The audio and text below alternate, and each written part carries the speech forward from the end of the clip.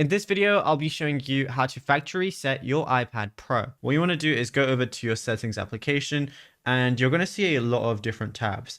What you want to do is go into the general tab. Once you're in general, scroll all the way down and you're going to see transfer or reset iPad. So go ahead and click on that. Then if you want to factory reset it, what you got to do is press erase all content and settings. Once you go ahead and click on that, it's going to be loading basically and getting everything set up.